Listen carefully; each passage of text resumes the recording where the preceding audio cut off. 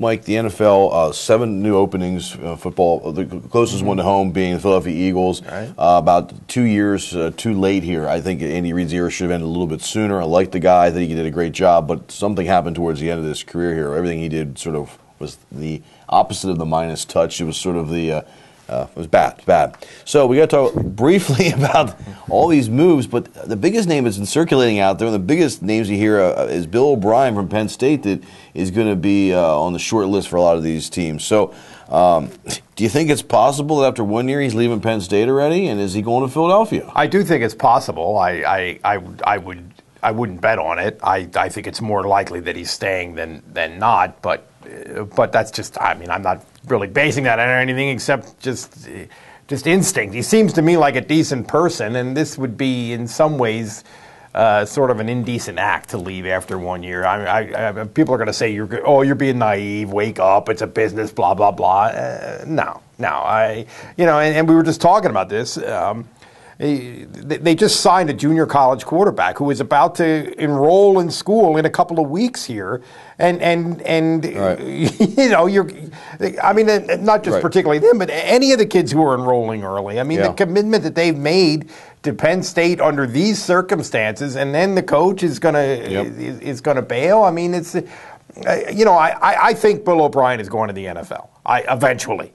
I think I would be actually surprised if he fulfills the first 4 years that he originally signed as a contract. I think he's eventually going to the NFL, and I understand that. To go now, to me, would be pretty unseemly. Yeah, if he goes down the road, fine. This seems too Nick Saban or Lane Kiffin like to go up and leave these kids. Like, those guys to me have done this in the past. Tyler Ferguson was the JUCO kid you mentioned, the junior college guy. He was from California. He had committed to Houston and then decommitted to go to Penn State. He enrolls in January. It's one thing if these guys verbally committed, but some of these guys, he made a deal with them. They're coming in early, and they're going to be in college. Oh, by the way, I'm leaving for the NFL. I could be somewhere else, Coach. I came because of you.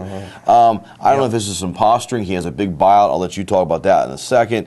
If he doesn't fulfill all of his years, he's up to a 9-year contract, fine. At least do it early enough that you're not burning these kids too. These guys have been through enough, and they're trusting you. I think he's going to be a hot commodity a couple of years from now too. He's a young enough guy. I wouldn't even think it'd be good. I don't think Jacksonville, I think some of these places aren't great fits for him. But you look at Cleveland, well, they have a good hospital situation. He has a child that has some special needs. So it's got to be somewhere where there's schools and hospitalization in case they need it. Philadelphia would probably have that. Chicago would be great. So there are some there's lots of opportunities. things. There's lots of things to think about, and it's entirely possible. He certainly wouldn't be the first coach who was sticking up his current employer in order to improve his contractual situation. Less Miles comes to mind. I mean that happens. That happens all the time, and I think that number one, I think it could be just money. It could just be more money after the job that he is perceived to have done in the first year, and I agree with that perception. And number two is, supposedly when he signed his first contract, 4 years was a 9-point-something million buyout, and then when he got the extension to 9 years, according to some people, the buyout doubled to an insane $18 million when the highest paid quarterback or the highest paid coach in the NFL is making, I think, $7 million a year. I mean, there's that seems loony to me. So maybe he's trying to negotiate that number down a little bit, if indeed that number is that high, or even if it's just $9 million. I think is a crazy high number.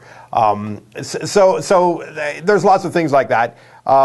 You think about, the best team probably is the Bears that's looking for a coach. Yeah, they won 10 games. We talked buyout, but where's the best fit for him? You mentioned in Bears here. Is that the best fit for him? Well, I don't know. That's the best football team. But listening to Bill O'Brien talk about quarterbacks and what he believes in terms of everything a quarterback does in practice, body language, everything they say, everything they do in terms of leadership sends a message to the football team, and he's got to go deal with Jay Cutler after saying that. That's a little hard for me to believe. I don't know. And does he believe in the kid that the Eagles have as a quarterback? And then you go back to, this kid has a little more. It's a little more to work with than Matt McGloin. I don't know. It's hard to say.